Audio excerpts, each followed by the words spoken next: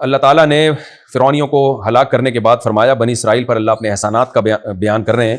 دیکھو وَلَقَدْ نَجَّيْنَا بنی اسرائیل، ہم نے بنی اسرائیل کو کیسے نجات دی.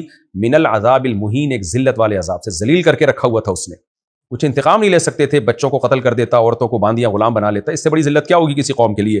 ہم نے نجات دے دی. من فرعون، اور وہ ذلیل کرنے والا عذاب کیا تھا؟ فرعون تھا، یعنی فرعون کی شکل میں مسلط تھا.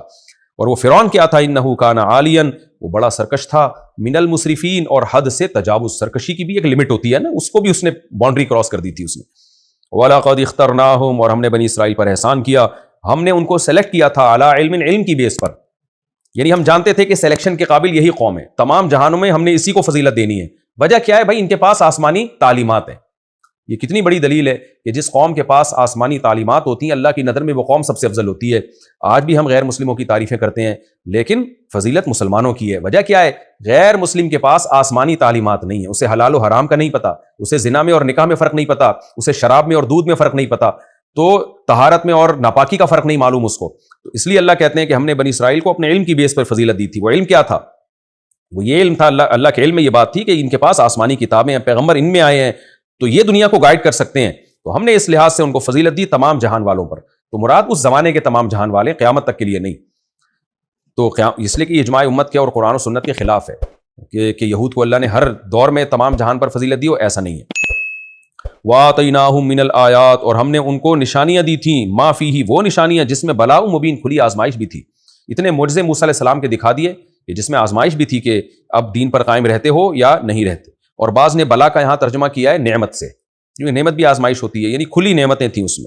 اِنَّ هَٰؤُلَاءِ لَیَقُولُونَ، اللہ اب اصل مضمون کی طرف آتے ہیں کہ یہ مشرکین وہی رٹ لگا کے رکھتے ہیں کہ دیکھیں قرآن جتنے واقعات بیان کرتا ہے، چاہے بنی اسرائیل کے ہوں یا جنت جہنم، اس کا مدعا ایک ہی ہوتا ہے کہ اللہ کی توحید پر ایمان لے آؤ، موت کے بعد کی زندگی پر ایمان لاؤ تاکہ اپنے عمل کو درست کر سکو. تو اس لیے قرآن بار بار اصل ٹاپک کی طرف آتا ہے کہ اِنَّ هَٰؤُلَاءِ لَیَقُولُونَ، یہ مشرکین یہ کہتے ہیں، اِنْ ہِیَ إِلَّا مَوْتَتُنَا الْأُولَىٰ، نہیں ہے مگر ہماری یہ ایک موت، وَمَا نَحْنُ بِمُنشَرِينَ، اور ہم دوبارہ زندہ نہیں کیے جائیں گے.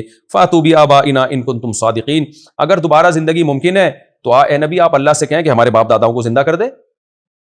نہیں زندہ ہو رہے اس کا مطلب دوبارہ ہو ہی نہیں سکتے. ایسی بےہودہ دلیل ہے بھئی کہ اللہ اگر کوئی کام نہیں کر رہا تو اس کا مطلب یہ تھوڑی ہے کہ وہ کر ہی نہیں سکتا ہے یا بعد میں بھی نہیں کرے گا. باطل لوگوں کی اکثر دلیلیں اسی طرح کی ہوتی ہیں. اللہ نے اس کے دو جواب دیے. ایک تو دھمکی سے کہ تم اپنی حیثیت دیکھو، تم خدا کے مقابلے میں آ کے کہہ رہے ہو کہ اللہ یہ کام نہیں کر سکتا. تم سے بڑی بڑی قوموں نے یہ دعوے کی اور اللہ نے ان کو ہلاک کر دیا. اہم خیر، یہ مشرکین مکہ بہتر ہے یا قوم تبا؟ والذین من قبلہم، یا قوم تبا سے پہلے جو قومیں گزری ہیں. قوم تبا کیا تھی؟ اس کی میں تفسیر میں دو رائے دی گئی ہیں. ایک تو یہ کہ حضرت عیسیٰ علیہ السلام سے پہلے یمن کا جو بادشاہ تھا نا، اس کا لقب تھا تبا، تابع سے نکلا ہے، جس کو بہت زیادہ لوگوں نے جس کی اتباع کی ہو، تو اس لیے اس کو تبا کہا گیا کہ اس کی اتباع بہت زیادہ کی گئی ہے.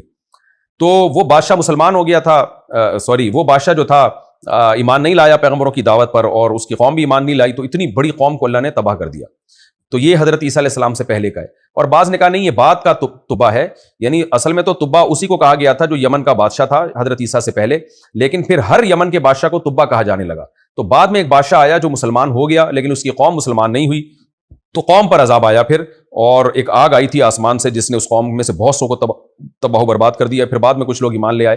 تو ہمیں حدیث میں زیادہ ڈیٹیل اس کی نہیں ملتی، تو جتنا اجمالی تاریخی کتابوں میں ملتا ہے وہ میں نے آپ کے سامنے پیش کر دیا.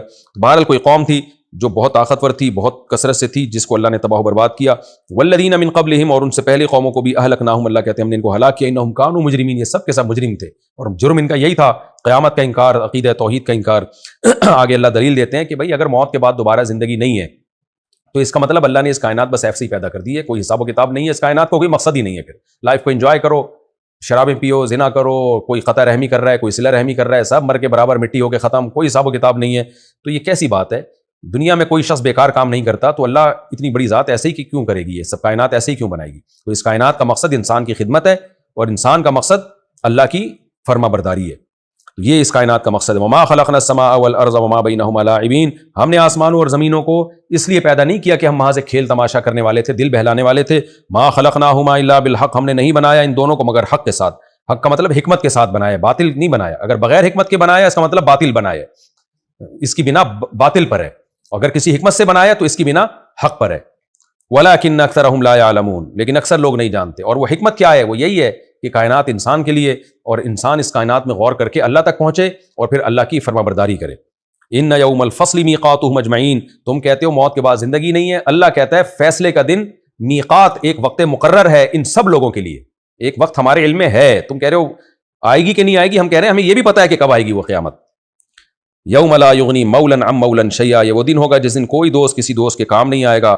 ولا هم ینصرون، اور ان کی مدد نہیں کی جائے گی، الا من رحم اللہ، ہاں اس کی مدد ہوگی جس پر اللہ رحم کرے. اور یہ وہ لوگ ہوں گے جو توحید پرست ہوں گے، کبائر سے بچتے ہوں گے. انہ هو العزیز الرحیم، وہ زبردست غالب اور رحم کرنے والا ہے. تو وہ توحید پرستوں پر رحم کرے گا، بہت سو کے تو گناہ ویسے ہی معاف ہو جائیں گے.